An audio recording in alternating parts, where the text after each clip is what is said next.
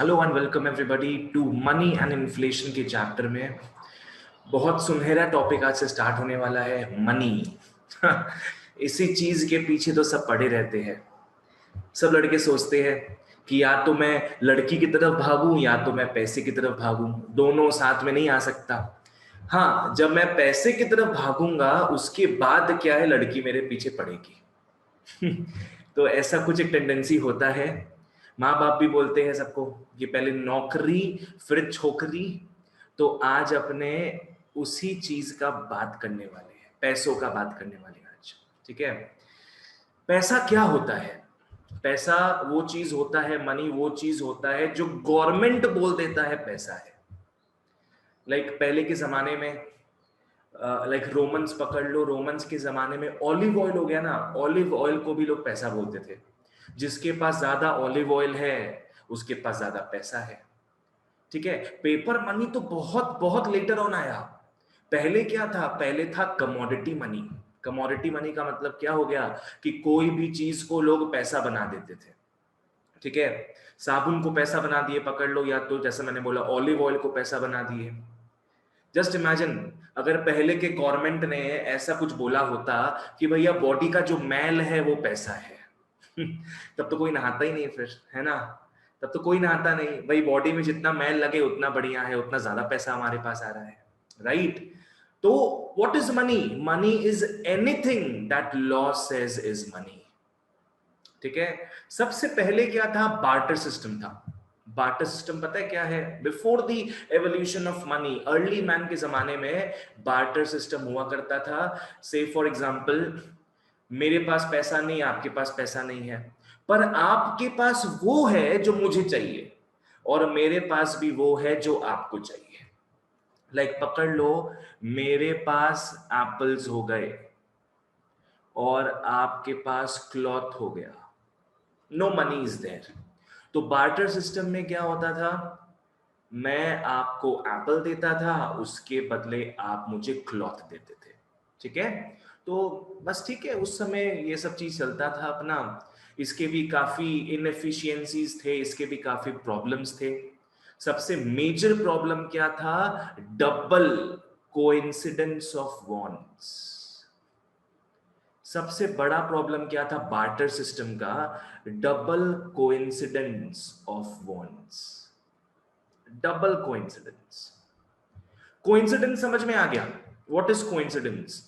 कि वाह, मेरे को कपड़ा चाहिए और आपके पास कपड़ा है, बहुत बढ़िया, तो मैं कपड़ा आपसे ले लूंगा। That is coincidence. पर डबल कोइंसिडेंस क्या होता है इस केस में? कि मैं तो आपसे कपड़ा ले लूंगा, पर सामने वाला जो है, आप जो हो, आपका भी मन होना चाहिए मेरे से एप्पल्स लेने का। ठीक है। We are exchanging goods. तो मैं आपसे अगर कुछ ले रहा हूं तो आपका भी मन होना चाहिए जो मैं बेचता हूं वो लेने का। नहीं तो आप मुझे क्लॉथ क्यों दोगे? आपको जब एप्पल्स चाहिए ही नहीं मेरे से, तो आप क्लॉथ क्यों दोगे मेरे को? घर का रिश्ता थोड़ी ना है अपना, है ना? तो बार्टर सिस्टम का सबसे बड़ा डेफिशिएंसी क्या था? Double coincidence of wants.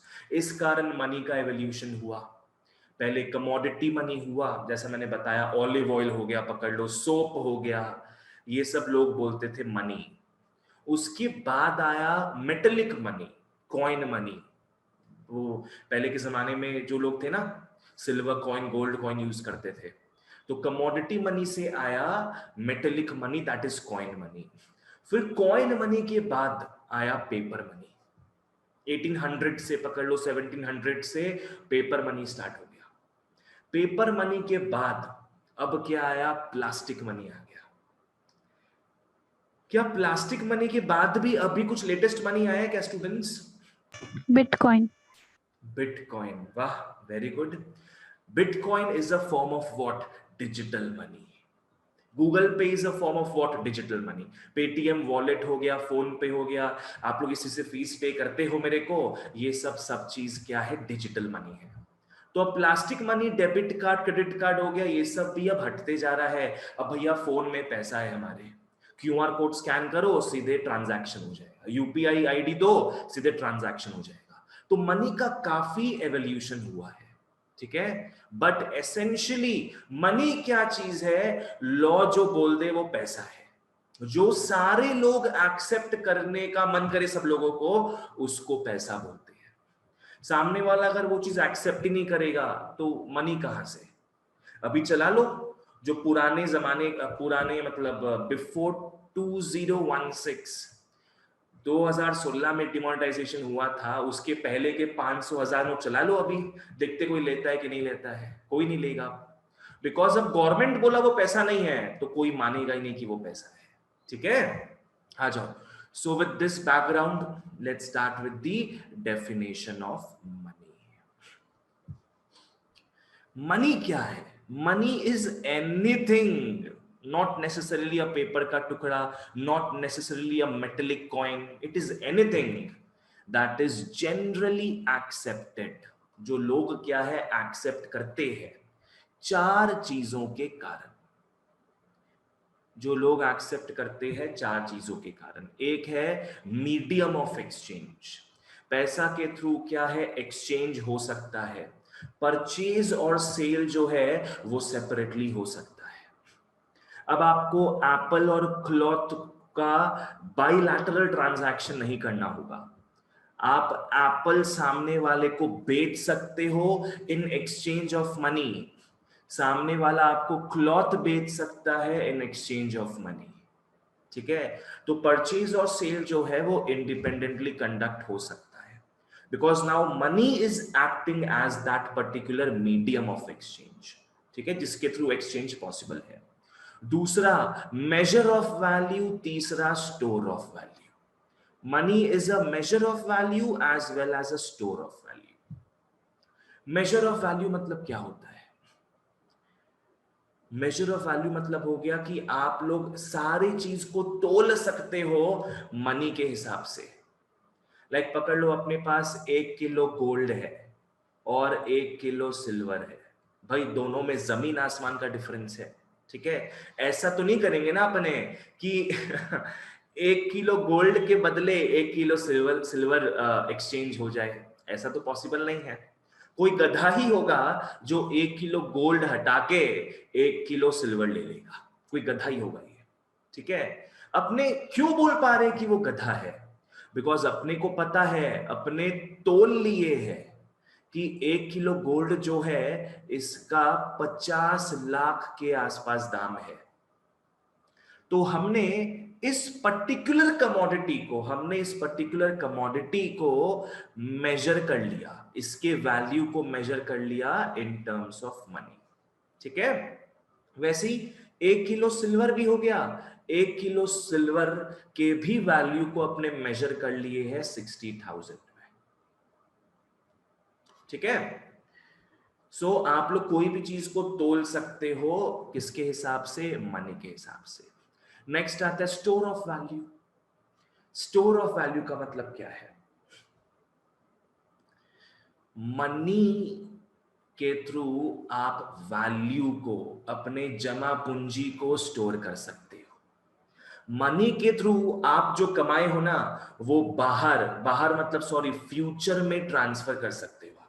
अपने बच्चों के लिए, उनके बच्चों के लिए आप मनी छोड़ के जा सकते हो। बार्टर सिस्टम में, बाबा आदम जमाने के सिस्टम में ये सब नहीं हो पाता था, because there was no money. एक रिच वेजिटेबल सेलर होगा, पकड़ लो उस वक्त रिच वेजिटेबल सेलर, उसके पास बहुत सारे फ्रूट्स एंड वेजिटेबल्स है। मेरे को बताओ, क्या वो अपने बच्चों के लिए, अपने पोतों के लिए उतना फ्रूट्स वेजिटेबल्स छोड़ सकता था क्या? No, sir. नहीं, बिल्कुल नहीं, because fruits and vegetables are perishable. आप जितने ही लखपति करोड़पति हो फ्रूट्स एंड वेजिटेबल्स का ढाल लगा के, पर आप उसको, उसकी वैल्यू को स्टोर नहीं कर सकते हो आप, जो पहले के जमाने में प्रॉब्लम था। पर अभी क्या है, सब चीज को आप मनी में कन्वर्ट कर सकते हो। ज्यादा पैसा आ गया बैंक में डिपॉजिट कर दो, ज्यादा पैसा आ गया फिक्स डिपॉजिट में लगा दो, ताकि बाद में, अभी यूज नहीं कर रहे अपने, फ्यूचर में उस पैसे को यूज कर पाएंगे। पर वो जो रिच वेजिटेबल सेलर है, वो आज का 1 किलो वेजिटेबल वो स्टोर नहीं कर सकता 10 साल के लिए। ठीक है, तो money also acts as a store of value, ताकि आपका जो पावर है वो करंट से फ्यूचर में ट्रांसफर हो सके। ठीक है, नेक्स्ट आता है इसका फोर्थ फंक्शन क्या है, it acts as a means for standard of deferred payment, for standard of deferred payment. कोई बताओ तो डेफर्ड पेमेंट होता क्या है?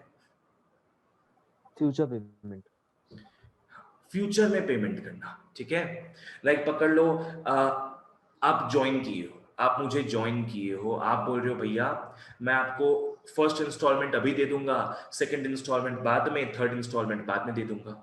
ठीक है, तो ये सब केस में क्या होता है, you are deferring the payment. Credit में आप लोग हो, you are deferring the payment, right? तो डेफर्ड पेमेंट भी किस में होगा? मनी के थ्रू होगा। डेफर्ड पेमेंट भी किसके थ्रू होगा? मनी के थ्रू होगा, बिकॉज मनी का वैल्यू क्या, ऑलमोस्ट कांस्टेंट रहता है। लाइक थिंक अबाउट दिस, इसका तरीका समझो क्या है। बार्टर सिस्टम के समय, बार्टर सिस्टम के समय पकड़ लो, बार्टर सिस्टम के समय पकड़ लो, ये आज का दिन है, आज मैंने 3 एप्पल्स ले लिया, आज मैंने आपसे 3 एप्पल्स ले लिया लोन में कि मुझे 3 एप्पल्स दे दे। मैं एक एक हफ्ते में एक एक एप्पल तुझे रिटर्न करता जाऊंगा। ठीक है, तो ये फर्स्ट वीक आ गया, एक एप्पल चला गया, ये सेकेंड वीक आ गया, सेकेंड एप्पल चला गया, ये थर्ड वीक आ गया, थर्ड एप्पल चला गया।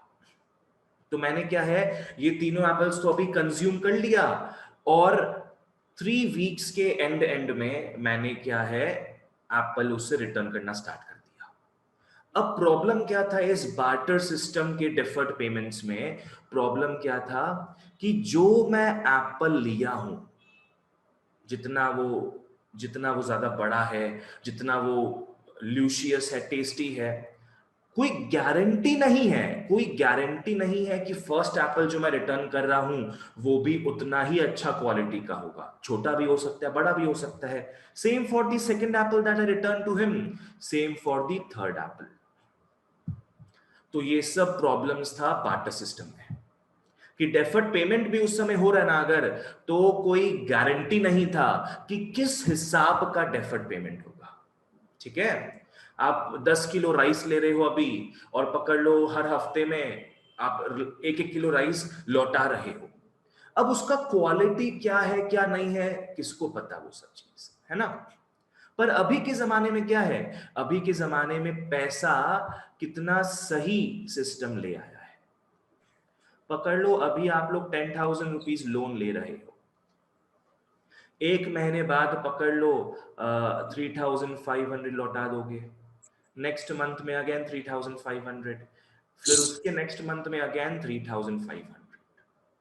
तो अभी क्या है, डेफर्ड पेमेंट आराम से स्मूथली हो पा रहा है। 3,500 रुपया कंफर्म्ड है कि आप दोगे, इसका क्वालिटी तो मैटर नहीं करता ना।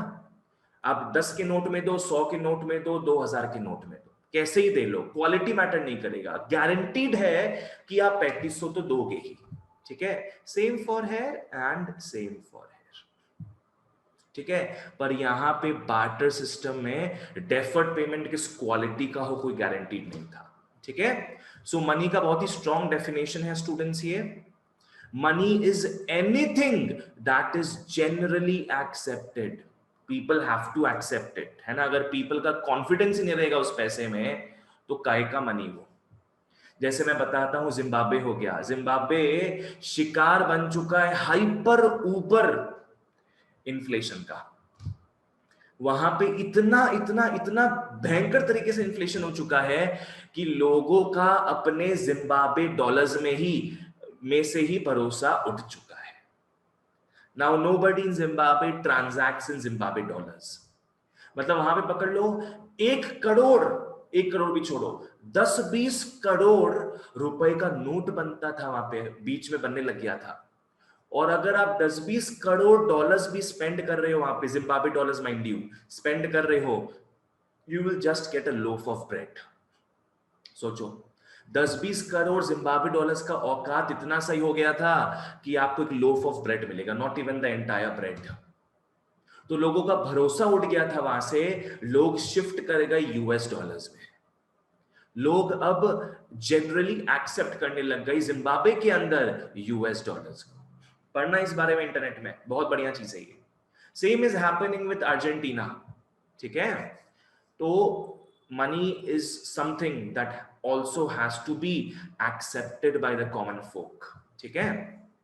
So money is anything that is generally accepted as, पहला चीज, a medium of exchange, दूसरा store of value, तीसरा measure of value, and चौथा standard of deferred payments, ठीक है। चलो मुस्कान, what is money? Money is anything which is generally accepted by the law. It's a medium of exchange, measure of value, and store of value, and also means of deferred payment. Very nice, very nice, ठीक है, okay. चलो बढ़िया।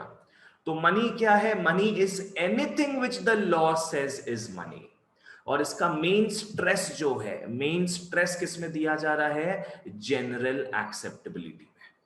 अगर लोग accept नहीं करेंगे तो वो मनी थोड़ी ना हो जाएगा, है ना। Okay, so it is accepted because it is accepted by others, right. चलो मनी में क्या क्या चीज आएगा? सब चीज आएगा। जो करेंसी नोट है आपके पास, जो कॉइन्स है आपके पास, जो आपने बैंक में डिपॉजिट्स रखा हुआ है, these are all different forms of money, ठीक है। कॉइन्स हो गया, currency notes, cheques, all these are money, ठीक है। ओके, चलो बहुत बढ़िया। नेक्स्ट अपने फंक्शंस ऑफ मनी में आते हैं। मनी का अपने 4 मेन फंक्शंस ऊपर में देखे, वही फंक्शंस यहां पे इलैबोरेटेड वे में बताया जाएगा, ठीक है। मनी का फंक्शंस क्या है? जो हमने यहां पे 4 फंक्शंस देखा था, वही मनी का फंक्शंस है, ठीक है। एक हो गया प्राइमरी फंक्शंस, दूसरा हो गया सेकेंडरी फंक्शंस। प्राइमरी फंक्शंस क्या है स्टूडेंट्स? ये वो फंक्शंस है जो मनी को हर सर्कमस्टांस में, हर इकोनॉमी में, हर कंट्री, हर कॉन्टिनेंट में परफॉर्म करना पड़ेगा। वो मनी ही क्या, जो प्राइमरी फंक्शंस का रोल अदा नहीं करे। प्राइमरी फंक्शंस क्या हो गया? ये पहले दो जो है, ये पहले दो जो है, ये प्राइमरी फंक्शंस हो गए। Money has to act as a medium of exchange. Money का आविष्कार ही कैसे हुआ, क्यों हुआ? ताकि वो एक्सचेंज को ठीक से फैसिलिटेट कर पाए, वो एक जरिया बन पाए जिसके थ्रू चीजों का एक्सचेंज हो रहा है। नहीं तो पहले तो एप्पल्स के थ्रू क्लॉथ, क्लॉथ के थ्रू एप्पल्स तो हो ही रहा था। मनी को इंटरवीन करना पड़ा ताकि वो मीडियम ऑफ एक्सचेंज बन पाए। और दूसरा चीज क्या है? दूसरा चीज ये है, it is acting as a measure of value, ठीक है। आज आप क्या बोलते हैं, ये एप्पल्स के बदले कितना पैसा देना पड़ेगा, ये तो पता चलेगा एप्पल्स के प्राइस के थ्रू, है ना। एप्पल का जो वैल्यू है उसको आप मेजर करोगे मनी टर्म्स में, वो क्या है? उसका प्राइस है। अगर आपको पकड़ लो 1 डजन एप्पल चाहिए, 150 रुपया निकालो, ठीक है। तो वो 150 रुपया क्या है? वो 150 रुपया उस पर्टिकुलर कमोडिटी के वैल्यू का मेजरमेंट है। आज मेरा हाइट अपने नापेंगे तो हाइट क्या पकड़ लो, 5 फीट 10 इंच, ठीक है। तो ये क्या है? मेरे हाइट को नापा जा रहा है।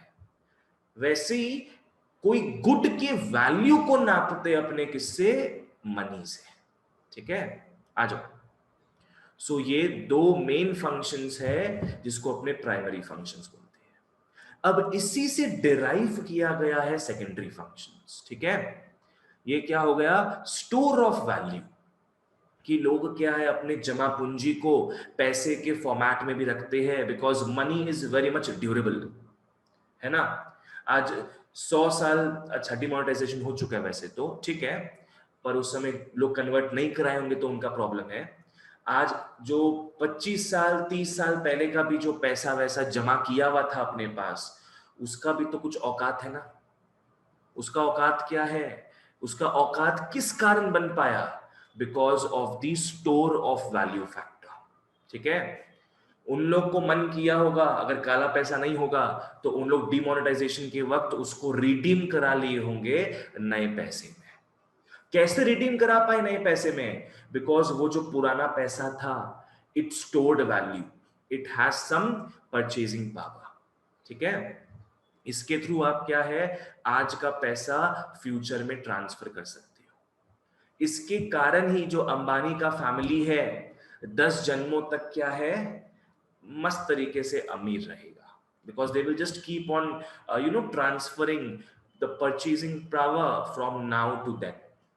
ठीक है, नेक्स्ट लास्ट आता है स्टैंडर्ड ऑफ डेफर्ड पेमेंट्स, अपने को पता है ये चीज। सो ऑल दीज 4 फंक्शंस ये हमने देख चुका है मनी के डेफिनेशन में। ठीक है, आ जाओ इसको ढंग से देखते हैं अपने। मैंने इसे बता दिया आपको, फटाफट इसको पढ़ लेते हैं। ऑलराइट, प्राइमरी फंक्शंस क्या है, जैसे मैंने बताया कि these are fundamental and essential functions which money must perform, which the money must perform in every country under all the circumstances. अगर वो ये 2 प्राइमरी फंक्शंस अदा नहीं कर पाए तो वो मनी नहीं कहलाएगा। पहला चीज क्या है, मीडियम ऑफ एक्सचेंज। दूसरा क्या है, major of value. Medium of exchange, money का क्वालिटी क्या है कि इट इज जनरली एक्सेप्टेड। तो लोग क्या है, मनी को यूज कर सकते हैं to make payments for all transactions of gas. Gas बोले तो गुड्स एंड सर्विसेज। ठीक है, तो मनी के थ्रू आप लोग ट्रांजैक्शंस को फैसिलिटेट कर सकते हो। ऑलराइट, इसने रिमूव कर दिया है बार्टर सिस्टम के डबल कोइंसिडेंस ऑफ वॉन्स के डिफिकल्टी को। आज किसी आदमी को कपड़ा पहनना है, कपड़ा खरीदना है, तो उसको उसके बदले एप्पल्स नहीं देना होगा, उसके बदले वो क्या करेगा, पेमेंट कर देगा मनी के थ्रू। ठीक है, next, it has allowed purchase and sale to be conducted independently. It has allowed purchase and sale to be conducted independently. आज अगर आपको कुछ सेल करना है, ढंग से फॉलो करना, अगर आज आपको कुछ सेल करना है तो आप, जरूरी नहीं है कि आप उसके बदले कुछ परचेज करो। आज मैं आपको पढ़ा रहा हूं, मैं अपने सर्विसेज को सेल कर रहा हूं आपको, तो मुझे जरूरी नहीं है आपसे कुछ परचेज करना। लाइक पकड़ लो एक XYZ स्टूडेंट को, यहां पे पकड़ लो, अच्छे से ग्राफिक्स बनाना आता है, तो मुझे कोई आवश्यकता नहीं है कि मैं अपने कोर्स को सेल कर रहा हूं आपको, तो मैं आपसे 5 ग्राफिक्स का कॉन्ट्रैक्ट ले लूं कि मेरे लिए तू 5 ग्राफिक्स बनाएगा अच्छा सा। जरूरी नहीं है, मैं आपको अपना सर्विस सेल कर रहा हूं, उसके बदले में पैसा ले रहा हूं। ठीक है, और अगर आपसे अगर ग्राफिक्स परचेज करना है कि हमारे AT&C का, हमारे सेंटर का ग्राफिक्स बना दो जो मैं व्हाट्सएप स्टेटस में लगाऊंगा, तो अब मैं क्या है, आपसे वो जो ग्राफिक्स है वो परचेज कर सकता हूं मनी के थ्रू। ठीक है, तो परचेज एंड सेल अब इंडिपेंडेंटली कंडक्ट हो सकता है। मुझे कुछ सेल करना है आपको, तो जरूरी है कुछ परचेज ही करूं आपसे, ये अब दरकार नहीं है। मिडिल मैन कौन आ गया अब, money has become the middle man now. ठीक है, चलो नेक्स्ट आ जाओ। नेक्स्ट, मनी है ना, money sounds very interesting, but money का घंटा कोई सैटिस्फाइंग पावर है, घंटा। आज पकड़ लो क्या बोलूं मैं, पकड़ लो कोई माउंटेन एरिया में, माउंटेनियस रेंज में, आप माउंटेन के ऊपर हो और आपके थैले में, आपके बैग में 1 करोड़ रुपया दिया हुआ है। 1 करोड़ रुपया आप चोरी करके माउंटेन में चले गए हो, दूर दूर तक खाने पीने का कोई भी सामान नहीं है। क्या 1 करोड़ रुपया आपको सैटिस्फैक्शन पहुंचाएगा, बताओ? नहीं सर। नहीं, बिल्कुल नहीं। भले आपको एक, आपकी जेब में, आपके बैग में 1 करोड़ रुपया पड़ा हुआ है जो आप चोरी करके भाग गए माउंटेनियस एरिया में जहां दूर दूर तक कुछ खाने पीने का नहीं है, पकड़ लो, तो वो 1 करोड़ रुपया आपको कुछ भी सेटिस्फैक्शन नहीं पहुंचाएगा। भैया अगर वहां पे ठंड पड़ जाए, ज्यादा स्नोफॉल होने लग जाए, तो भले ही आप कुछ नोट को जला भी दोगे, 40-50 लाख रुपए का जो नोट है उसको आप जला के मतलब आराम से वार्म हो पाओगे वहां पे, वो आपको ज्यादा सेटिस्फैक्शन पहुंचाएगा। तो मनी इटसेल्फ हैज कचरा का वैल्यू, कोई सेटिस्फाइंग पावर नहीं है उसका। वो तो मनी क्या है, परचेजिंग पावर कमांड करता है मनी। उससे आप ऐसा सामान खरीद सकते हो जो आपको सेटिस्फैक्शन पहुंचाए। तो money itself has no satisfaction power, वो तो कागज का टुकड़ा है या मेटल या उसको खा भी नहीं सकते अपने, but it has that power to help us in buying those things जो अपने को सेटिस्फाई करे। ठीक है, ओके। नेक्स्ट आ जाओ मेजर ऑफ वैल्यू में। Measure of value, money works as a common denomination. Common denomination मतलब पकड़ लो कॉमन ग्राउंड, पकड़ लो कॉमन प्लेटफॉर्म, पकड़ लो common scale. Common scale, money में आप सारे चीजों को तोलते हो, सब चीज का वैल्यूएशन अपने मनी के थ्रू करते हैं। ठीक है, क्या है, in which values of goods and services are expressed. तो ये कॉमन जरिया है, एक कॉमन प्लेटफॉर्म है। ठीक है, money serves as a unit of measurement, पकड़ लो just like we measure weight in kg, just like we measure weight in KG, आप कोई भी चीज का वैल्यू मेजर करोगे मनी के रेस्पेक्ट में। ठीक है, क्लियर। अब आप कोई भी चीज के वैल्यू को मेजर कर रहे हो मनी के हिसाब से, इस कारण उसमें एक प्राइस टैग लग जाता है। टेक्निकली इस दुनिया में जो चीज का सप्लाई बहुत कम है उसका प्राइस हाई होगा, और जो चीज का सप्लाई बहुत ज्यादा है उसका प्राइस फिर कम होते रहेगा। ठीक है, सो प्राइस क्या है, जब अपने एक्सप्रेस करते हैं गुड्स एंड सर्विसेज के वैल्यू को in terms of money, it is called price. Simple. ठीक है, आज पकड़ लो एक शर्ट है जिसका दाम है पकड़ लो 1000 रुपया, और एक ट्राउजर का पकड़ लो दाम है 500 रुपया। तो अब आपको समझ में आ सकता है कि अच्छा ओके, तो अगर मैं दो ट्राउजर के बदले एक शर्ट ले सकता हूं। आप रिलेटिवली आप बात कर सकते हो, क्योंकि अब आपने सारे कमोडिटीज को एक कॉमन ग्राउंड में ले आया, सारे कमोडिटीज को आपने अब एक कॉमन ग्राउंड में ले आया, प्राइस में ले आया, मनी के हिसाब से आपने इसको ले आया जहां कंपैरिजन पॉसिबल है। तो आप इजीली कंपेयर कर सकते हो कि अच्छा ओके, दो ट्राउजर के बदले एक शर्ट का लेन देन हो सकता है। ठीक है, तो after knowing the prices of various commodities, आप है ना एक्सचेंज रेशियो निकाल सकते हो between them. You can easily find the exchange ratio between them. ठीक है, कि दो ट्राउजर के बदले एक शर्ट अपने एक्सचेंज कर सकते हैं। ऑलराइट, चलो ओके। तो ये हो गया हमारा प्राइमरी फंक्शंस का बात, जहां हमने क्या क्या देखा, हमने मीडियम ऑफ एक्सचेंज देखा एंड हमने देखा मेजर ऑफ वैल्यू। अब अपने आते हैं सेकेंडरी फंक्शंस में। Let's move on to secondary functions जो डिराइव हुए हैं प्राइमरी फंक्शंस के थ्रू। ठीक है, ओके।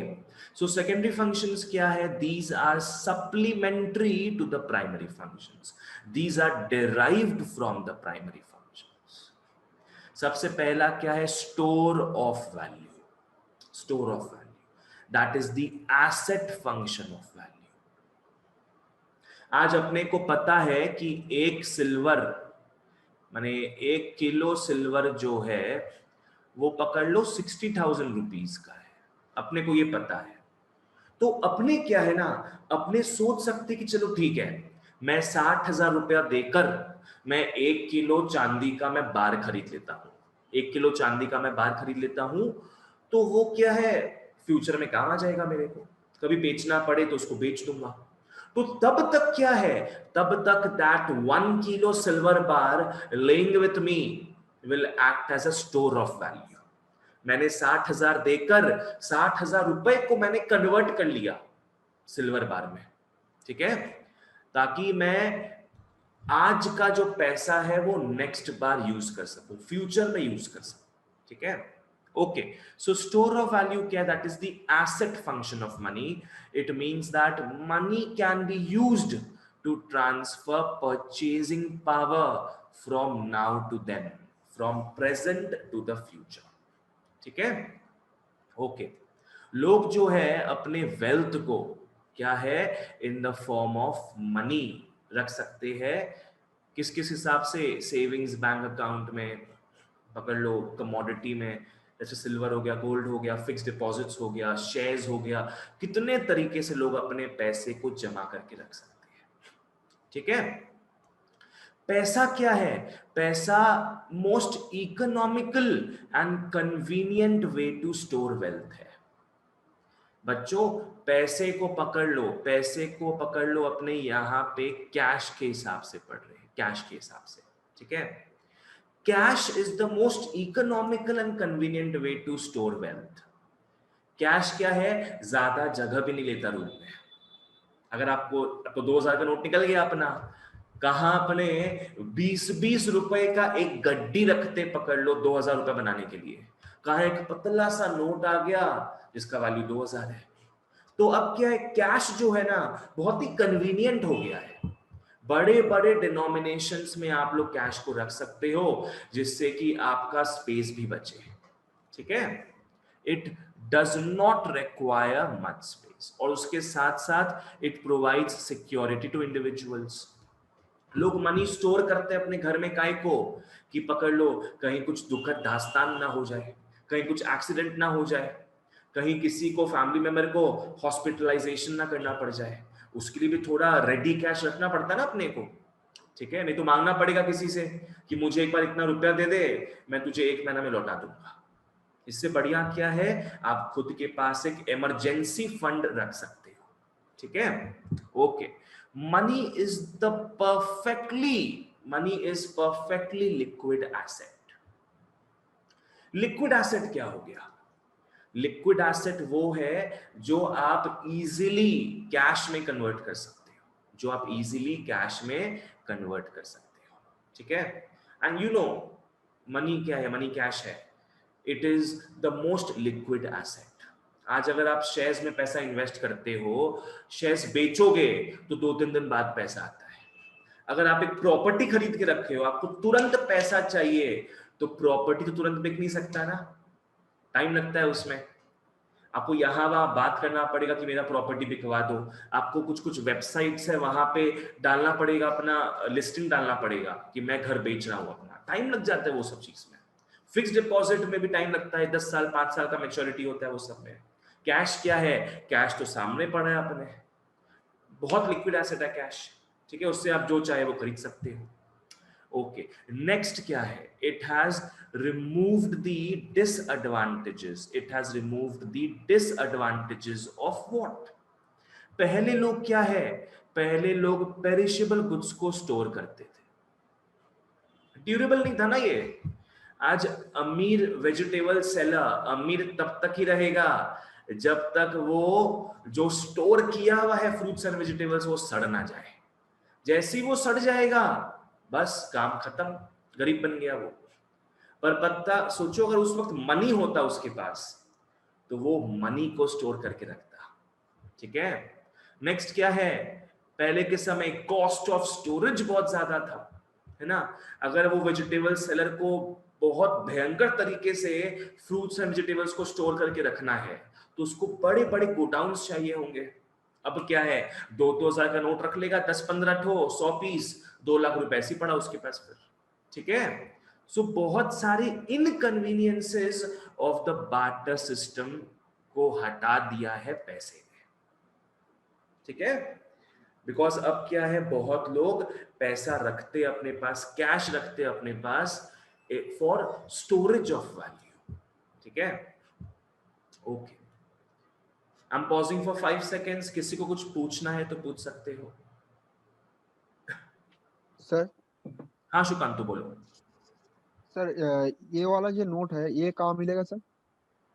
ओ तुम ये पूछ रहे पीडीएफ वाला? हो। हाँ सर। ये सब क्लास के बाद पूछा करो, अभी टॉपिक वाला चीज का बात करो। कुछ समझ नहीं आया है तो बोलो। Okay sir. भैया पेरिशेबल गुड्स बताइए ना एक बार। अबू तुम्हारा आवाज कट रहा है, वापस से बोलो एक बार। Perishable goods. अच्छा, पेरिशेबल गुड्स का मतलब बताऊं क्या? ठीक है, देखो गुड्स क्या होता है ना, एक पेरिशेबल होता है, एक ड्यूरेबल होता है। पेरिशेबल गुड्स ऐसा गुड्स है जो कुछ ही दिनों में तबाह हो जाए, खत्म हो जाए, सड़ जाए एकदम। और ड्यूरेबल गुड्स क्या है, ये बहुत लंबे समय तक चलता है। समझ में आया? ओके भैया। ड्यूरेबल क्या हो गया, जैसे अपना शूज हो गया, अपने कपड़े हो गए, एसी हो गया, बेंचेस हो गया, गाड़ी हो गया, मोबाइल फोन हो गया, all these are durable goods. Perishable क्या हो गया, खाने का सामान हो गया, कुछ पकड़ लो जो एक ही बार में खत्म हो जाए या 2-4 दिन में खत्म हो जाए, उसको पेरिशेबल बोलते हैं। ठीक है, ओके। नेक्स्ट आ जाओ स्टैंडर्ड ऑफ डेफर्ड पेमेंट्स में। आप लोग को तो पता ही है, आज की दुनिया में इकोनॉमी में सब काम रोलिंग बेसिस में होता है। तुरंत पेमेंट बहुत ही कम जगह देखोगे। आज से फॉर एग्जांपल आप रेंट पे करते हो, तो रेंट भी आप महीने के एकदम फर्स्ट डे को रेंट पे नहीं करते। 7 तारीख पकड़ लो, 10 तारीख पकड़ लो, तब तक रेंट पे करते हो, है ना? पर 7-10 दिन क्या यूज नहीं कर रहे जगह, अपने यूज कर रहे, अपने क्रेडिट में जगह यूज कर रहे होते हैं। आज इंटरेस्ट पेमेंट करना होता है, लोन का ईएमआई देना होता है अपने को, तो डेफर्ड पेमेंट ही तो हो गया। मैं पकड़ लो 1 लाख रुपया लोन पे ले लिया 12 महीने की ईएमआई में, तो वो 1 लाख रुपया तुम्हें पास अभी आ चुका है। अब मैं आराम से पेमेंट जो है एक एक महीने के इंटरवल में डेफर करते हुए करते जा रहा हूं। ठीक है, सो क्रेडिट जो है that is a very common place thing now, it is a very normal thing right now. ठीक है, शिम्पी कुछ पूछना है तुमको? नहीं, ठीक है, नो सर। ओके, तुम्हारा एक्चुअली ऑन हो गया था माइक। ठीक है, ऑलराइट। तो डेफर्ड पेमेंट्स काफी सिंपल तरीके से अब कर पाते लोग मनी को इन्वॉल्व करके। डेफर्ड पेमेंट क्या है? डेफर्ड पेमेंट ऐसा पेमेंट है which is made in the future and which can be stated in the money terms. ठीक है, it has simplified borrowing and lending operations. अब क्या है, आदमी को पता है कि अगर वो 1 लाख रुपया लोन में लेगा तो उसको पता है कि पकड़ लो मैं 10-10 हजार रुपया करके हर महीना देता जाऊंगा 12 महीने तक, तब हो जाएगा 1,20,000 रुपया, 20,000 जहां टोटल इंटरेस्ट लग गया। तो एवरीथिंग इज डिफाइंड, क्वालिटी पता है, अपने को सब चीज पता है एक कॉन्ट्रैक्ट के थ्रू कि हाँ हर महीने में इतना पेमेंट करना होगा।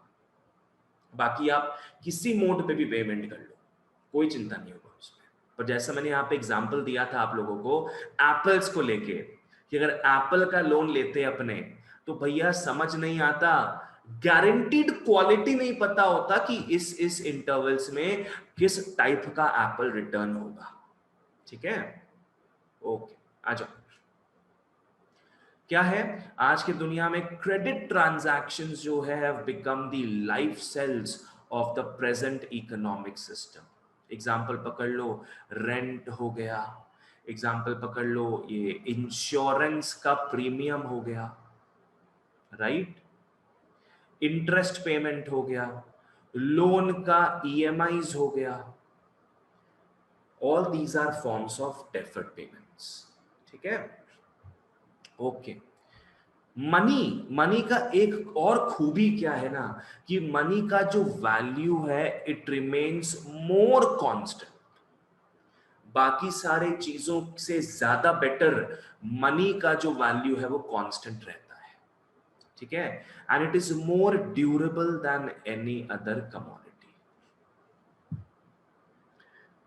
आज मनी का जो वैल्यू है वो उतना ज्यादा फ्लक्चुएट नहीं करता है। लाइक पकड़ लो $1 अभी पकड़ लो 75 रुपीज चल रहा है, तो उसको कम से कम 5-6 साल लग जाएगा, 5-6 साल लग जाएगा $1 इज ₹80 आने में। तो मनी का जो वैल्यू है ना बहुत कांस्टेंट रहता है, ज्यादा फ्लक्चुएट नहीं करता। समझ में आया? ये चीज हो गया। और दूसरा चीज क्या है, मनी बहुत ज्यादा ड्यूरेबल है ना। ड्यूरेबल मतलब क्या हो गया कि मनी को आप कहीं रख दोगे, कहीं आप अपने पकड़ लो दीवार तोड़ के अंदर रख के प्लास्टर कर दिए, 10 साल बाद भी ऐसा नहीं कि मनी को दीमक खा जाएगा या मनी सड़ जाएगा, खराब हो जाएगा, नहीं, money is very much durable. ठीक है, तो ये सब चीज हो गया। ओके, अभी तक हमने एक बहुत ही स्ट्रॉन्ग चीज देख लिया स्टूडेंट्स। हमने देखा मनी क्या होता है और हमने देखा मनी के कितने सारे क्या क्या फंक्शंस होते हैं। अगर यहां तक सब कुछ क्लियर है तो एक बार यस बोल दो फटाफट। Yes sir. यस भैया। Yes sir. या तो चैट बॉक्स में लिख दो या तो फटाफट बोल दो। ओके, तो ये रहा अपना मनी के फंक्शंस का बात, एंड व्हाट इज मनी वो भी देख लिया आपने। नेक्स्ट अपने आते हैं demand and supply of money में। ठीक है, सबसे पहले अपने देखेंगे डिमांड फॉर मनी। आ जाओ, डिमांड फॉर मनी। ओके, सबसे पहले बात करते हैं कि डिमांड फॉर मनी क्या होता है। What is demand for money? आज देखो, लोग क्या है अपने पैसे को या तो मनी के फॉर्म में रखेंगे, पकड़ लो कैश के फॉर्म में रखेंगे, या तो पकड़ लो एफडी करा दिए, उसका बॉन्ड खरीद लिए, कोई शेयर्स खरीद लिए, डिबेंचर्स खरीद लिए। ठीक है, और क्या होता है ये सब, बहुत सारी चीजें, तो सिल्वर गोल्ड ये सब खरीद लिए, रियल एस्टेट खरीद लिए। ठीक है, तो आदमी के पास जब पैसा आता है, ढंग से फॉलो करना, आदमी के पास जब इनकम आता है तो उसके पास ढेर सारे ऑप्शंस है जहां वो कैश को लगा सकता है। आज वो पकड़ लो बैंक में रखेगा तो उसको पता है 2-3% इंटरेस्ट मिलेगा, एफडी बना लेगा उसका तो उसको पता है 7-8% मिल जाएगा, शेयर्स में इन्वेस्ट करता है, म्यूचुअल फंड्स में इन्वेस्ट करता है तो और ज्यादा रिटर्न्स मिलेगा उसको। फिर भी वो कुछ पैसा कैश में क्यों रखना चाहता है जिसमें बेटा कुछ इंटरेस्ट भी नहीं मिलता है? घर में पड़ा है कैश, पॉकेट में पड़ा है कैश, क्यों वो कैश का डिमांड करेगा? क्यों वो उस पर्टिकुलर कैश को कुछ इंटरेस्ट अर्निंग इंस्ट्रूमेंट्स में नहीं डाल देगा? This is precisely what is demand for money, demand for रोकड़ा। ठीक है, कोई बता सकता है अपने घर में थोड़ा बहुत पैसा क्यों रखते हैं? डे टू डे नीड्स को पूरा करने के लिए। बिल्कुल सही।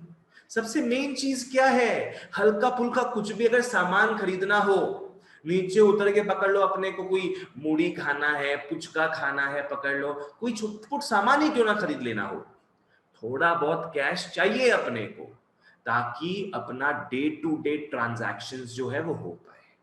वो तो अभी एक अलग ही चीज हो रहा है डिजिटाइजेशन के कारण कि भैया पान वाले हो गए, जो मोदी खाना हो गया, जो दुकान हो गए सारे पुचके वाले, मूढ़ी वाले, सबके पास पेटीएम का क्यूआर कोड आने लग गया आजकल। या हमारे पास है शर्मा टी है, I went there, I did not have cash that time, I had a tea for 20 rupees, QR code लगा हुआ था, बस क्यूआर कोड के थ्रू 20 रुपए का पेमेंट हो गया। सोचो आजकल क्या है, क्योंकि डिजिटाइजेशन होते जा रहा है तो ट्रांजैक्शन का पैसा थोड़ा कम रख रहे हैं लोग, पर अपने को इसके लिए पढ़ना पड़ेगा कि लोग डिमांड करते हैं पैसे का क्यों, ताकि उन्हें छुटपुट डे टू डे ट्रांजैक्शंस करने में आसानी हो। दूसरा मोटिव क्या होता है जो हम कैश का डिमांड करते हैं? दूसरा मोटिव ये होता है कि पकड़ लो, अगर किसी का घर में एक्सीडेंट हो गया, कुछ तबीयत बिगड़ गया अचानक से, हॉस्पिटलाइजेशन करना पड़े, रुपया लगेगा, तुरंत रुपया कहां से लाओगे? तो उसके लिए एक इमरजेंसी फंड टाइप का अपने अलग से पैसा रखते हैं। ऐसा बोला जाता है, जो मैं भी एज अ फाइनेंशियल कंसल्टेंट लोगों को सजेस्ट करता हूं कि आप लोग कम से कम अपने 3 महीने के इनकम को आप एज इमरजेंसी फंड रख लो। क्या पता आपका जॉब अगर आपसे छीन लिया गया हो, तो 3 महीना तक एटलीस्ट आप उस इमरजेंसी फंड के थ्रू अपना घर चला पाओगे। ठीक है, तो आप लोग हार्ड रोकड़ा जो कैश होता है, एक उसका प्रीकॉशनरी मोटिव होता है, प्रीकॉशनरी मोटिव। दूसरा मोटिव क्या है? प्रीकॉशनरी मोटिव, जिसके थ्रू आप डिमांड करते हो पैसे का, डिमांड करते हो कैश का। वो पैसा पूरा फ्री होता है एकदम, उसको आप कहीं लगाते नहीं हो in any interest earning instruments. वो आपके लॉकर में, आपके अलमीरा में, आपके आसपास पड़ा रहता है। ठीक है, ये आप क्यों, इस चीज के लिए आप क्यों डिमांड करते हो पैसे का? ताकि कोई अनफोर्सीन इंसिडेंट हो जाए, कहीं हॉस्पिटलाइजेशन करना पड़े, कुछ एक्सीडेंट आ जाए अगर, या पकड़ लो आपका जॉब छीन लिया जाए, तब सर्वाइव तो करना है ना, तो ये पैसा आपको तुरंत हेल्प कर देगा उसमें। ठीक है, थर्ड क्या मोटिव होता है लोग पैसे का डिमांड करते हैं? Speculation motive. थर्ड क्या है? Speculation motive. आज पकड़ लो, आपको लग रहा है, पहला बात समझते हैं स्पेक्यूलेशन क्या है। स्पेक्यूलेशन का मतलब हो गया, आप कुछ काम करना चाह रहे हो, कुछ लेन देन करना चाह रहे हो, जिससे आपको लगता है बहुत प्रॉफिट होगा, जिससे आपको लगता है बहुत प्रॉफिट होगा। हाँ, लॉस भी बहुत हो सकता है, सो इट्स वेरी रिस्की, पर आपको लगता है कि प्रॉफिट भी बहुत हो सकता है। इसको बोलते हैं स्पेक्यूलेशन। लाइक पकड़ लो, जैसा मैं बताता हूं आपको, लॉकडाउन के समय मार्च में रिलायंस का जो शेयर प्राइस है, जो 2000 तक पहले पहुंच गया था, वो 1000 रुपए तक आ गया था। इतना स्टीपली फॉल हुआ था, जैसे सारे प्राइसेस, सारे शेयर्स के प्राइसेस फॉल हुए थे, रिलायंस के शेयर का प्राइस 2000 से 1000 तक पहुंच गया। अब उस समय जिसके पास खाली कैश पड़ा हो, वो तो फटाफट 1000 रुपए में रिलायंस का बहुत सारा शेयर्स खरीद लिया होगा। तो उस समय जो लोग कैश अपने पास रख के रखे थे, ये सोच के कि यार दिसंबर में चाइना में आ चुका है कोरोना, अब ऐसा लग रहा है कि 2-3 महीने में इंडिया में भी कोरोना आ सकता है, तो उस समय पैनिक के कारण इकोनॉमी बर्बाद हो जाएगा। उस समय मेरे को लग रहा है कि ना सारे शेयर्स के प्राइसेस गिरेंगे।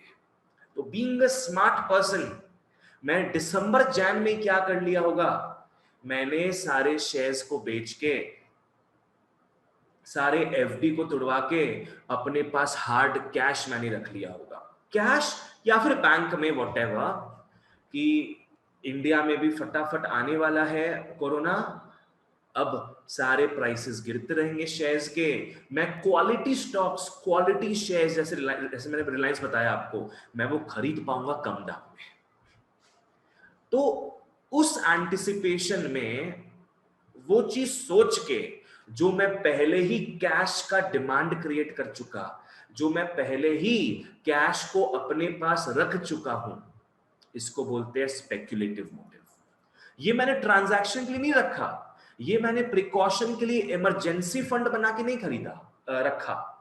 ये मैं सोली इसलिए रखा हूं ये फंड कि मुझे लग रहा है बाद में बेटर अपॉर्चुनिटीज आएंगे जहां मैं ये पैसा तुरंत लगा लूंगा। ठीक है, ये होता है। तो ये तीनों मोटिव्स बहुत अच्छे तरीके से इलस्ट्रेट किया है कीनस बाबा ने, जॉन मेनार्ड कीनस। 1930s में इन्होंने, जो आप 5th सेमेस्टर में मैक्रो इकोनॉमिक्स पढ़ रहे हो, इसके फादर है ये। 1930s के पहले जो बच्चे होंगे ना, वो सिर्फ माइक्रो इकोनॉमिक्स पढ़ते होंगे। 1930s के बाद बेटा एक चैप्टर बढ़ गया, एक पूरा इकोनॉमिक्स का एक अच्छा सा भाग बढ़ गया, थैंक्स टू कीनस, जॉन मेनार्ड कीनस। तो इन्होंने ही बताया, ढंग से इलस्ट्रेट किया कि लोग डिमांड फॉर मनी क्यों करते हैं।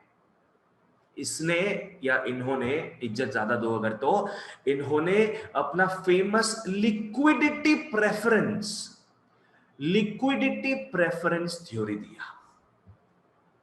लिक्विडिटी का मतलब क्या है? Anybody knows what is liquidity?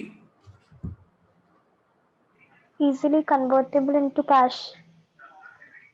Liquidity मतलब क्या है कि कितने इजीली आप कोई चीज को कन्वर्ट कर सकते हो कैश में। ठीक है, लाइक बैंक डिपॉजिट्स हो गया, अपना सेविंग्स अकाउंट, करंट अकाउंट हो गया, these are very liquid because उसको आप फटाफट कन्वर्ट कर सकते हो कैश में। डेबिट कार्ड से एटीएम के थ्रू पैसा निकाल लिया, समझ में आया? पर एफडी जो है that is less liquid, wait करना पड़ता है मैच्योरिटी तक। Real estate is also very less liquid, wait करना पड़ता है कि कोई खरीदार आए, हमारा प्रॉपर्टी खरीदे, तब जाके पैसा मिलेगा।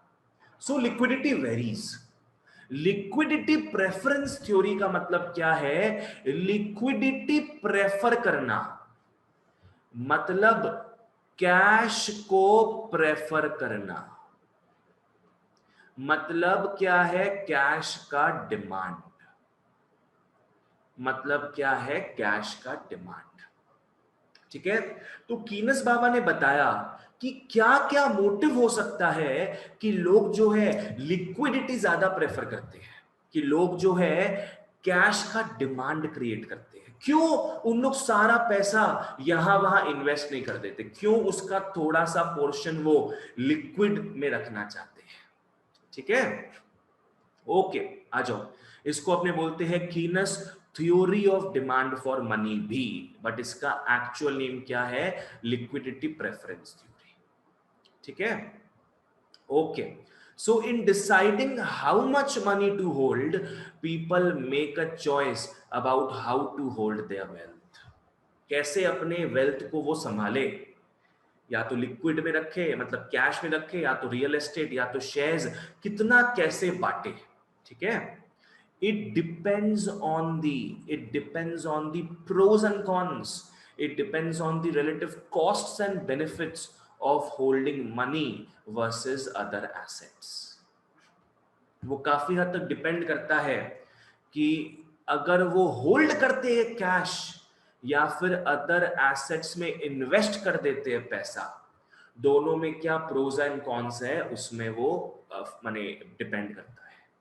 लाइक अगर आप कैश रख रहे हो अपने पास, थोड़ा बहुत कैश रख रहे हो, उसका प्रोज क्या है कि इट इज रेडिली एक्सेसिबल, आपके हाथ के बाजू में है। ठीक है, या तो जो बड़ी बड़ी आंटीज हो गई उनके ऐसे करके है। ठीक है, ओके। नेक्स्ट क्या है? कैश का डिसएडवांटेज क्या हो गया? कोई बता सकता है कैश रखने का डिसएडवांटेज क्या है? चोर लेके चला जाएगा, क्या चोरी हो जाएगा। चोरी हो जाएगा। अच्छा, और दूसरा चीज? सो डिमोनेटाइजेशन भी हो सकता है सर। मार्केट में मनी कम होगा, मार्केट में मनी कम होगा, वो सब सर्कुलेट नहीं होगा ना। अपने को क्या डिसएडवांटेज फील हो रहा होगा कैश रखने से? खर्चा हो जाएगा। खर्चा हो जाएगा। अच्छा, मेकअप प्रोडक्ट खरीद लेंगे अपने, है ना? ठीक है, ओके। सो पैसा कैश में रखने का दुरुपयोग क्या है, डिसएडवांटेजेस क्या है? सबसे पहला चीज इरोजन, वैल्यू का इरोजन। आप अगर पैसा रख रहे हो अपने पास, कैश रख रहे हो, इसका मतलब यू आर फॉरगोइंग इंटरेस्ट। आप उस पैसे पे इंटरेस्ट नहीं कमा पा रहे हो, आप पैसे से पैसा नहीं बना पा रहे हो, ये सबसे बड़ा डिसएडवांटेज है। सेकंड, हाँ बोल सकते हो security issues, safe keeping issues, कहीं चोरी वोरी ना हो जाए। ठीक है, तो इसका ये डिसएडवांटेज है। वहीं अगर आप पकड़ लो प्रॉपर्टी में पैसा इन्वेस्ट करते हो, तो इसका मेन प्रोज क्या है, एडवांटेज क्या है? पैसा बहुत अप्रिशिएट होगा, पैसा बहुत अप्रिशिएट होगा। पर डिसएडवांटेज क्या है? अगर तुरंत अपने को पैसा चाहिए तो वो it's a very illiquid asset, वो फटाफट कैश में कन्वर्ट नहीं हो सकता। तो हर एक चीज का कॉस्ट्स एंड बेनिफिट्स होता है। आदमी इसी को सोच के क्या है डिसाइड करता है कि मुझे कितना कैश रखना है और मुझे कितना अदर एसेट्स में इन्वेस्ट करना है। ठीक है, चलो, ओके, वेरी नाइस, आगे बढ़ते हैं। In this theory, Keynes explains why people prefer to hold cash in hand. Liquidity preference का मतलब क्या है? The demand for money, the demand for money, liquid को प्रेफर करना, द डिमांड फॉर मनी और the desire of the people to hold cash. ठीक है। वहीं इंटरेस्ट क्या हो गया? इंटरेस्ट हो गया कैश से आप पार्ट करते हो, कैश को आप हटाते हो, उसका प्राइस हो गया। कैश को आप हटा रहे हो, उसके बदले आपको इंटरेस्ट मिल रहा है। कैश को आप कहीं इन्वेस्ट कर रहे हो, बॉन्ड्स खरीद रहे हो, पकड़ लो, उसके बदले आपको इंटरेस्ट मिल रहा है। सो क्या interest is that price for parting with liquidity. Cash से पार्ट होने का ये प्राइस है, आपको इंटरेस्ट मिलेगा। ठीक है, ओके। तो जो मैंने यहाँ पे आपको 3 मोटिव बताया है, आओ इसको ढंग से देखते हैं और इसके ग्राफ को भी देखेंगे। ठीक है, यहां से भी क्वेश्चन आता है अपना। ओके, आ जाओ। सो desire for liquidity arises because of 3 motive, जैसा मैंने बताया। ट्रांजैक्शन मोटिव हो गया, प्रिकॉशनरी मोटिव हो गया एंड स्पेक्युलेटिव मोटिव। ठीक है, ट्रांजैक्शन मोटिव क्या है, फटाफट पढ़ते हैं, समझ में तो आ गया अपने को। ट्रांजैक्शन मोटिव क्या है? ये हमारा वो मोटिव होता है, relates to the demand for money to meet the current day to day transactions of individuals and business units. हाथ खर्चा जिसको बोलते हैं अपने। ठीक है, थोड़ा बहुत अमाउंट अपने कैश में रखते हैं ताकि फाइनेंस कर पाए जो छोटा मोटा डे टू डे का जो एक्टिविटीज होता है ना, गुड्स एंड सर्विसेज होता है, उसको खरीदने के लिए। ठीक है, अब देखो जरा ये किस पे डिपेंड करता है। ये जो ट्रांजैक्शन मोटिव के थ्रू जो अपने कैश का, मनी का डिमांड कर रहे हैं, ये किस पे डिपेंड होता है? देखो, time gap between 2 income receiving points. ढंग से फॉलो करो। Time gap between 2 income receiving points. आज आपको महीने के 1 तारीख को पैसा मिला और पता है अब आपको सीधे पैसा मिलेगा 1 महीने बाद, 1 मार्च में ही। तो आपके पास यहाँ 30 दिन है, मतलब जो भी 28 दिन है, अपने पास इतना दिन है। तो अपने अब सोचेंगे कि अच्छा मेरे को आज पैसा मिला है, अब 28 दिन बाद पैसा मिलेगा, तो अब मैं कितना पैसा कैश के हिसाब से रखूं और कितना पैसा मैं इन्वेस्ट कर दूं, क्योंकि मुझे घर खर्चा चलाना है इस 1 महीना, डे टू डे ट्रांजैक्शंस करते रहना है।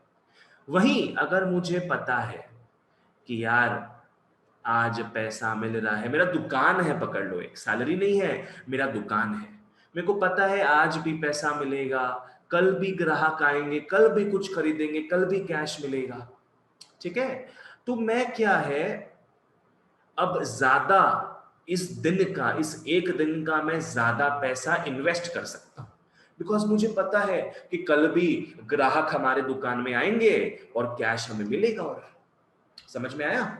So it also depends on the time gap between 2 income receiving points. अगर पता है नेक्स्ट आपको इनकम बहुत दिन बाद मिलेगा, तो आप थोड़ा ज्यादा पैसा रखोगे ताकि वो 1 महीना चल जाए। अगर आपको पता है आपको कल ही पैसा मिलने वाला है और या 1 हफ्ता बाद पैसा मिलने वाला है, और तो आप कम कैश रखोगे अपने पास।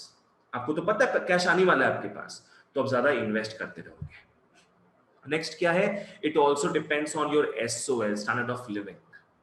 अगर आप ज्यादा खर्चा करते हो, ज्यादा लैविशली जी रहे हो, तो कैश ज्यादा चाहिए आपको। अगर आप कम लैविशली या थोड़ा कंजूसी के साथ जी रहे हो, तो आपको कम पैसा चाहिए अपने पास। ठीक है, ओके। नेक्स्ट, इसका एक इंपॉर्टेंट पॉइंट देखना, इसका एक इंपॉर्टेंट पॉइंट देखो। Transaction demand for money has a positive relation with income. Has a positive relation with income. इसका मतलब समझो क्या है? इसका मतलब अगर आपका इनकम बढ़ेगा, बच्चों Y मतलब इको में इनकम होता है, अगर आपका इनकम बढ़ेगा तो आप क्या है, ज्यादा खर्चा करने का सोचोगे, तो आप ट्रांजैक्शन मोटिव के लिए ज्यादा कैश का डिमांड करोगे। समझ में आया? जहां समझ नहीं आया तुरंत रोक के पूछोगे। सुनागना समझ में आ रहा है तुमको? Yes, sir. Transaction demand for money का पॉजिटिव रिलेशन है इनकम के साथ। इसका सीधा मतलब क्या है कि जितना ज्यादा आपका इनकम बढ़ता जाएगा उतना ज्यादा खर्चा करने का मन करेगा।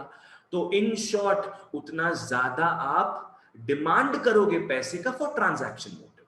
ठीक है, तो हाँ, ट्रांजैक्शन मोटिव का भी आपका ट्रांजैक्शन मोटिव के कारण भी आपका डिमांड फॉर मनी बढ़ेगा। दूसरा चीज क्या है देखो, it is unrelated to the rate of interest. It is unrelated to the rate of interest.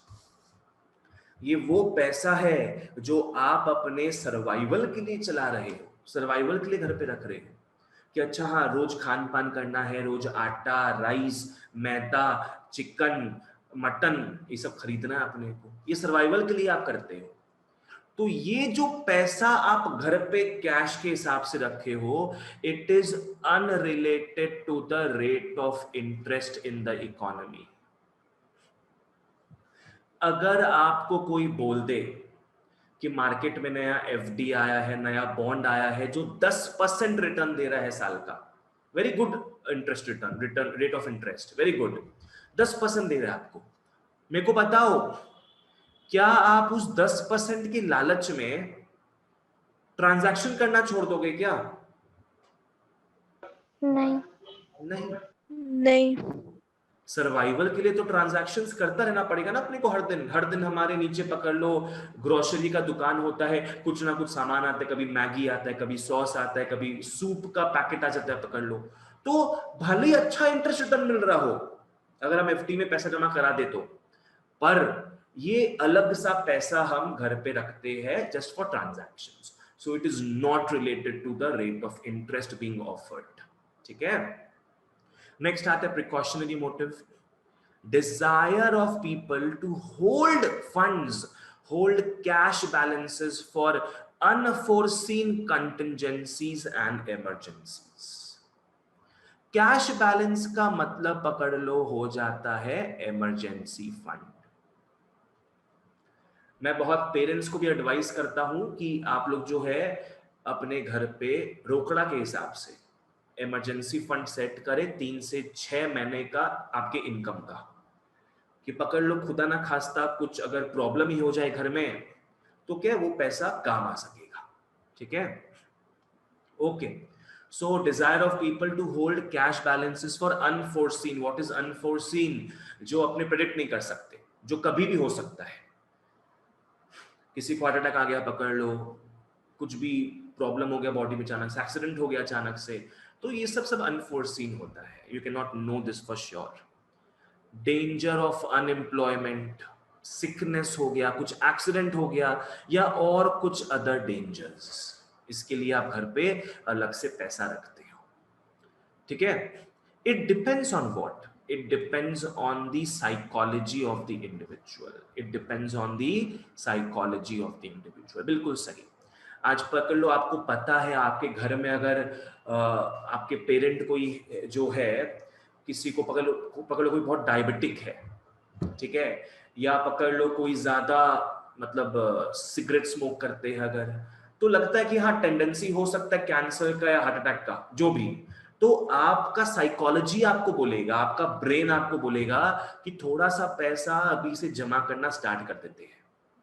ठीक है, बिकॉज जैसे जैसे आगे बढ़ते जाएंगे उनका थोड़ा हॉस्पिटलाइजेशन होने का चांसेस क्या बढ़ते जाएगा, तो कभी ना कभी पैसे का दरकार फटाफट पड़ेगा ही। तो आपका साइकोलॉजी आपको बोलेगा, आपका माइंडसेट आपको बोलेगा कि थोड़ा सा पैसा अपने को अब जमा करना चाहिए घर पे। ठीक है, and the conditions in which he lives, आपका सराउंडिंग्स भी मैटर करता है, एनवायरनमेंट मैटर करता है। ठीक है, ओके, चलो। As with transaction motive, precautionary motive के लिए भी जो अपने पैसे का डिमांड करते हैं, it precautionary demand for money, it has a positive relation with income. It has a positive relation with income. अगर इनकम बढ़ेगा तो आप ज्यादा जो है पैसे का, कैश का डिमांड करेंगे फॉर प्रिकॉशनरी मोटिव। जैसे मैंने बताया आपको, पकड़ लो 3 महीने का आप पगार जो है उसका इमरजेंसी फंड बना के रख दीजिए। अब किसी का अगर महीने का इनकम है 10,000 तो वो सिर्फ 30,000 रुपया ही एज प्रिकॉशनरी मोटिव वो जमा करेगा। और पकड़ लो किसी का इनकम बढ़ा हुआ है, किसी का इनकम पकड़ लो 50,000 रुपया एवरी मंथ है, तो वो क्या है 1.5 लाख रुपया मेरे सजेशन के हिसाब से, वो 1.5 लाख रुपया जो है प्रिकॉशनरी मोटिव के लिए, not for day to day activities, precautionary motive के लिए अलग से रोकड़ा सेट करके रखेगा। तो सेम सिंपल चीज है ना, अगर इनकम बढ़ेगा तो आपका प्रिकॉशनरी डिमांड फॉर मनी भी बढ़ेगा, आपका प्रिकॉशनरी डिमांड फॉर मनी भी बढ़ेगा। समझ में आ गया? ठीक है। And as again it is unrelated to the rate of interest, unrelated to the rate of interest. ये इमरजेंसी फंड होता है, इसको आप एफडी में अगर आपको 10% भी मिल रहा है ना तो उसमें आप 5-10 साल के लिए लॉक इन नहीं कर दोगे। पता है कि घर में कभी भी दरकार हो सकता है, पता है कि पकड़ लो पापा बाइक में जाते हैं ऑफिस, तो बाई चांस अगर एक्सीडेंट हो गया तो तुरंत फंड का दरकार पड़ेगा, तो एफडी में क्यों लॉक करेंगे अपने उसको, है ना, भली रेट ऑफ इंटरेस्ट वो ज्यादा क्यों ना दे रहा हो। सो इट इज अनरिलेटेड। ठीक है। सो ट्रांजैक्शन मोटिव और प्रिकॉशनरी मोटिव में कॉमनैलिटी चीज क्या है कि जैसे इनकम बढ़ता है ना, हमारा इन सब चीजों के लिए डिमांड फॉर मनी बढ़ जाता है। और अगर इंटरेस्ट रेट हाई हो फर्क नहीं पड़ता, फर्क नहीं पड़ता, हमें तो जितना जमा करना है घर में कैश उतना हम जमा करेंगे। ठीक है। आ जाओ अब ढंग से फिगर को देख लो इन दोनों के लिए, इन दोनों का सेम फिगर बनेगा, फॉलो, इन दोनों का सेम फिगर बनेगा, फॉलो करो।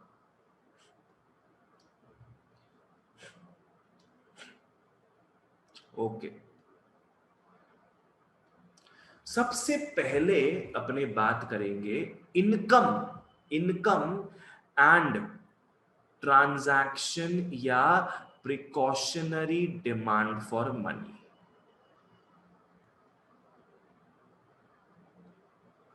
दोनों का साथ में कर रहे हैं अपने, बिकॉज सेम ही चीज, सेम रिलेशन अपने देखे हैं। इनकम और ट्रांजैक्शन या precautionary demand for money. Students अगर इनकम बढ़ेगा तो हम ट्रांजैक्शन या प्रिकॉशन के कारण डिमांड फॉर मनी ज्यादा करेंगे कि कम करेंगे? ज्यादा ज्यादा करेंगे। ज्यादा करेंगे मतलब इट इज अपवर्ड स्लोपिंग। इसका ग्राफ जाता है इस तरीके से, इट इज अपवर्ड स्लोपिंग। पकड़ लो हम लोग इस पॉइंट पे है अगर, तो इस पॉइंट पे क्या है, इस पॉइंट पे क्या देखो, ये y है हमारा, इनकम कितना कम है तो हम कितना कम रोकड़े का डिमांड कर रहे हैं, कैश का डिमांड कर रहे हैं। ठीक है।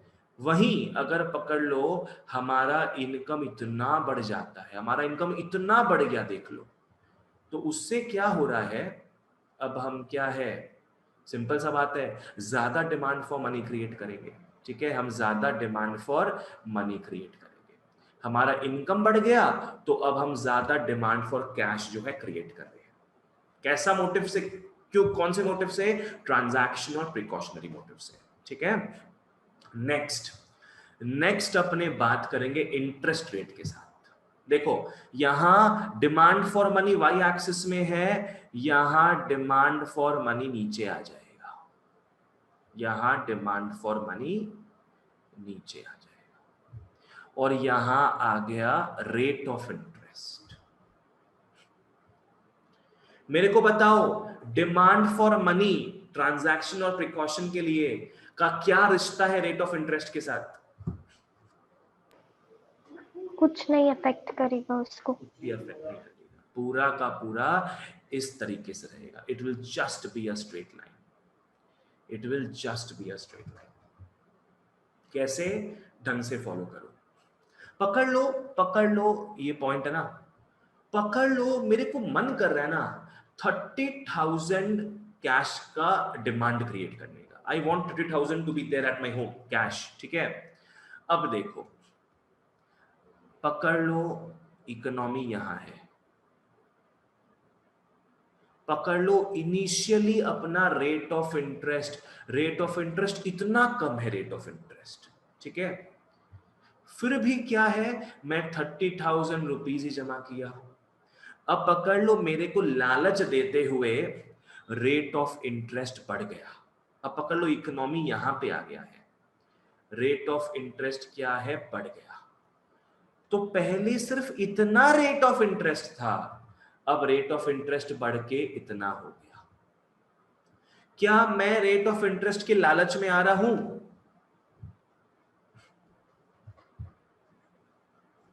यस और नो? नहीं।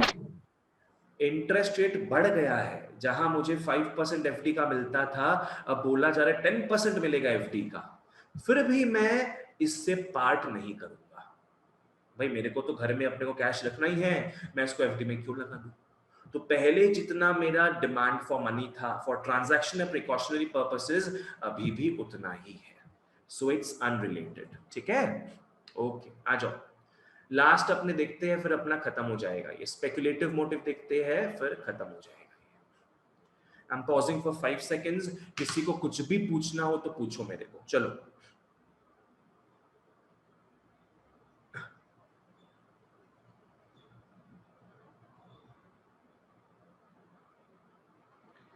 ठीक है, किसी को कुछ भी नहीं पूछना, आओ आगे बढ़ते हैं। चलो let's look at speculative motive, जो मैं बता चुका हूं ऑलरेडी आपको, refers to desire of the holder to keep cash balances as an alternative to financial assets like bonds.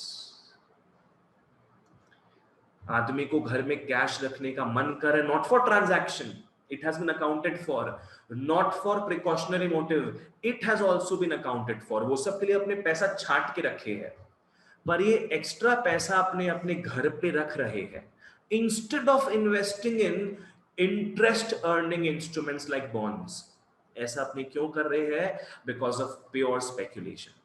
अपने को लग रहा है कि अपने पास कैश होना चाहिए, अभी अपने को लग रहा है कि इकोनॉमी गिरने वाला है, तो ज्यादा हाई पोजीशन में पैसा नहीं लगा के, जब इकोनॉमी गिर जाएगा, एकदम लो लेवल पे आ जाएगा, तब पैसा अपने लगाएंगे। बिकॉज जो चीज डिप्रेशन में जाता है वो वापस से प्रॉस्पेरिटी की तरफ बढ़ता ही है।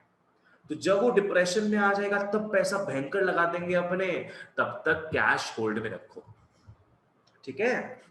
ओके, सो स्पेकुलेशन क्या हो गया? It is the act of conducting a financial transaction that has a significant risk of losing ज्यादा है, along with expectations of substantial gain भी ज्यादा है। रिस्क है तो इश्क है, सुने हो ना ये? तो यही स्पेकुलेशन है, ठीक है। लोग ऐसा काम करते हैं किस हिसाब से? ताकि उन लोग प्रॉफिट अर्न कर पाए इससे, ठीक है। ओके, क्या है? It refers to the desire of the people to hold their resources in liquid form in order to take advantage of market movements regarding the future changes in rate of interest. ढंग से follow करो। Rate of interest, एक चीज logically मेरे को बताना, पकड़ लो economy में अभी रेट ऑफ इंटरेस्ट कम है, आदमी क्या बॉन्ड्स में पैसा जमा करना चाहेगा? नहीं। तो आदमी का speculative motive for demand of money क्या रहेगा? हाई और लो? लो। हाई रहेगा। बिकॉज बंदे को पता है कि भैया रेट ऑफ इंटरेस्ट मार्केट में अभी लो है। आदमी को पता है, देखो आदमी को पता है रेट ऑफ इंटरेस्ट मार्केट में लो है, तो वो क्या है? वो बॉन्ड्स में अभी पैसा नहीं लगाएगा। उसका speculative motive for demand of money क्या होगा, हाई हो जाएगा। पूजा समझ में आया क्यों? नहीं सर। अब समझाते हैं। देखो, जब रेट कम है ना तो आदमी को पता है कि बाद में सिल्वर लाइनिंग भी आएगा, आदमी को पता है कि बाद में इंटरेस्ट रेट्स बढ़ेगा भी। तो उस लालच में क्या है, अभी तो रेट घटे हुए हैं, उस लालच में क्या है, आदमी अभी कैश रखना स्टार्ट कर देगा, अच्छे से कैश रखेगा अपने पास, ना कि बॉन्ड्स में पैसा जमा करेगा। कैश क्यों रखेगा अभी अपने पास? ताकि उसको पता है बाद में जब इंटरेस्ट रेट्स बढ़ेगा तब वो क्या है, तब वो जो पैसा जमा किया हुआ था पहले उसको वो बॉन्ड्स खरीदने में लगा देगा। और उस समय फिर क्या है, उस समय फिर स्पेक्युलेटिव मोटिव के लिए अपने पास पैसा वो बहुत कम रखेगा, क्योंकि वो हाई इंटरेस्ट रेट हो चुका है, तो वो बॉन्ड्स में अब पैसा लगाए जा रहा है, तो कैश तो कम रखेगा ना अपने पास। अब पूजा समझ में आया? हाँ सर। तो ये एक सिंपल सा चीज हो गया है, ठीक है? ओके, क्या है इसी को यहां पे मैं बताता हूं। Speculative demand for money, it is related to the rate of interest. It is related to the rate of interest. Transaction motive, precautionary motive, unrelated, ये तो interest rate से related है। क्या है? अगर इंटरेस्ट रेट जो है बॉन्ड्स का वो लोवर्ड हो जाता है, एज इन दिस केस, तो bonds will lose its appeal, bonds will become less attractive. तो लोग बॉन्ड नहीं खरीदेंगे अभी। अरे 4% फिक्स डिपॉजिट इंटरेस्ट मिल रहा, कोई खरीदेगा क्या? कोई नहीं खरीदेगा। पर लोग होशियार है, लोग को पता है कि वापस से इंटरेस्ट रेट तो बढ़ेगा ही कभी ना कभी। तो क्या है, people will keep more liquid funds in their hand. People will keep more liquid funds in their hand. किस लिए रख रहे हैं? Because of speculative motive. तो इसका मतलब क्या है? Speculative demand for money rises. ठीक है? हम क्यों कैश रख रहे हैं ये? बिकॉज हमें पता है बाद में हम इस कैश को यूज करके प्रॉफिट कमा पाएंगे। सिमरन, तुमको समझ में आ गया? Yes sir. वही अगर हाई रेट्स ऑफ इंटरेस्ट होता है बॉन्ड में, तो भैया अब बॉन्ड ज्यादा अट्रैक्टिव लगेगा लोगों को। तो लोग क्या है, अब के लिए तो लोग वेट कर रहे थे कि हाँ अब जो कैश जमा किया हुआ है उसको बॉन्ड्स में लगा लो, बॉन्ड्स खरीदते हैं उसका अपने आप।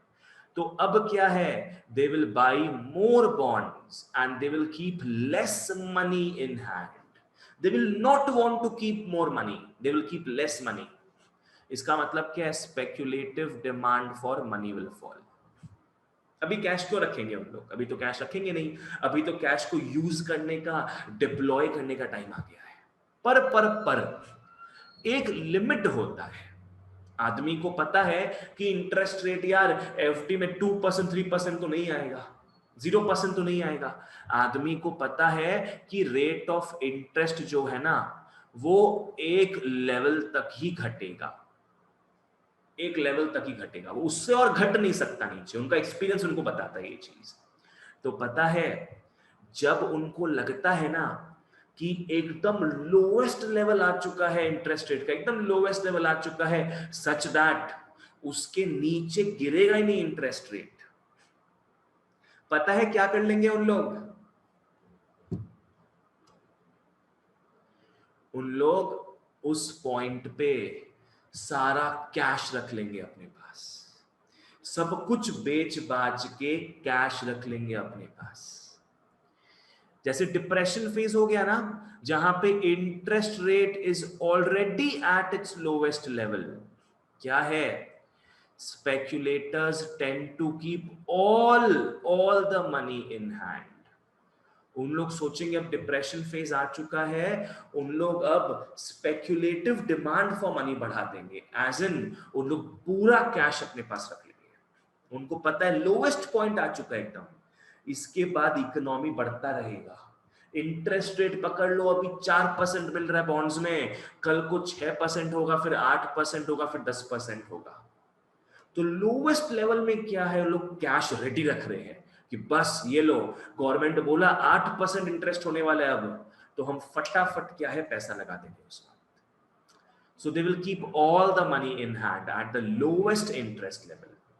इस पॉइंट में क्या है, स्पेक्यूलेटिव, इस पॉइंट पे क्या है, speculative demand for money, speculative demand for money becomes infinite.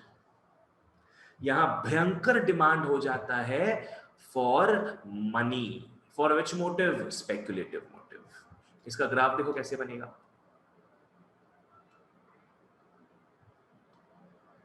देखो यहां आ गया speculative motive for demand for money, और यहां रेट आ गया। ये अपने ये वाला फॉलो कर रहे हैं, ये वाला फॉलो कर रहे हैं, ठीक है। नीचे क्या था, transaction precautionary demand for money, और यहां क्या है, speculative motive for demand for money, ठीक है। यहां रेट ऑफ इंटरेस्ट आ गया। अब एक चीज देखो, मेरे को बताओ जब इंटरेस्ट रेट बहुत हाई होगा, बहुत हाई, तब लोगों का speculative motive for demand for money क्या होगा? लो। बिकॉज रेट ऑफ इंटरेस्ट बहुत हाई है, बॉन्ड्स खरीद लिए, अब कैश रखना ही नहीं अपने को फॉर स्पेक्यूलेशन। वहीं अगर रेट थोड़ा घट जाता है, तब क्या है, अब वो क्या है, अपने पास रोकड़ा रखेंगे, कैश रखेंगे। इसका ग्राफ कैसे बनेगा देखो, इसका ग्राफ कुछ ऐसे बनता है, ऐसे बनता है कुछ ग्राफ। ये लोवेस्ट लेवल आ गया है, ये जो है, ये जो रेट ऑफ इंटरेस्ट है अपना, इसको R0 बोल दो, R0। मैं यहां लिख रहा हूं OR0, ये OR0 है, ठीक है। OR0 represents lowest level of interest rate. ढंग से फॉलो करो। OR0 represents the lowest level of interest rate, जहां आदमी जो है ना, आदमी देखो इनफाइनाइट, आदमी क्या है, इनफाइनाइट डिमांड क्रिएट कर रहा है मनी का, ठीक है। अगर इस पॉइंट पे अपने होते हैं, इस पॉइंट पे देखो इतना डिमांड क्रिएट कर रहा है वो, पकड़ लो 30,000 रुपया, ठीक है। इस पॉइंट पे आते हैं अपने, इस पॉइंट पे आदमी पकड़ लो 50,000 रुपीज का डिमांड क्रिएट कर रहा है। मतलब जितना उसके बस में हो, ढंग से फॉलो करो, उसको पता है लोवेस्ट रेट अचीव हो चुका है, अब जितना उसके बस में है जमा करना पैसा, उतना वो पैसा जमा करेगा, चाहे वो 30,000 हो, चाहे वो 30 लाख क्यों ना हो, ठीक है। बिकॉज उसको पता है कि लोवेस्ट लेवल है, इसके नीचे तो रेट ऑफ इंटरेस्ट नहीं जाएगा। अब जैसे ही पकड़ लो इंटरेस्ट रेट बढ़ रहा है, इंटरेस्ट रेट बढ़ रहा है, वो अब बॉन्ड्स खरीदते जा रहा है, देख रहे हो ऊपर की तरफ जा रहा है, वो बॉन्ड्स खरीदते जा रहा है। इसका मतलब स्पेक्यूलेटिव डिमांड वो कम कर रहा है, और जैसे इंटरेस्ट रेट भयंकर ऊपर पहुंच गया, पूरा ऊपर पहुंच गया, तो वो अब स्पेक्यूलेटिव डिमांड कर ही नहीं रहा है, वो सारा का सारा कैश डिप्लॉय कर दिया बॉन्ड्स खरीदने में, बस दिस इज इट, ठीक है। तो ओके, सबको समझ में आ गया, क्लियर है आज का क्लास? यस भैया। Yes yes sir. जिसको जो पूछना है पूछ सकते हो, वरना that's all for today guys. Thank you so much. अपने definition of money, functions of money, उसके साथ साथ डिमांड फॉर मनी, जहां हमने लिक्विडिटी प्रेफरेंस थ्योरी कीनस बाबा का हमने देखा, ट्रांजैक्शन प्रिकॉशनरी, और ये क्या बोलते हैं स्पेक्यूलेटिव, और हमने इनका ग्राफ्स भी देखा। ये चीज देख के हम सब खत्म कर दिए आज का क्लास। कुछ पूछना हो, रिवाइज करना, मेरे को बाद में आराम से पूछ लेना, ठीक है। Okay, that's all for today, thank you so much, bye bye.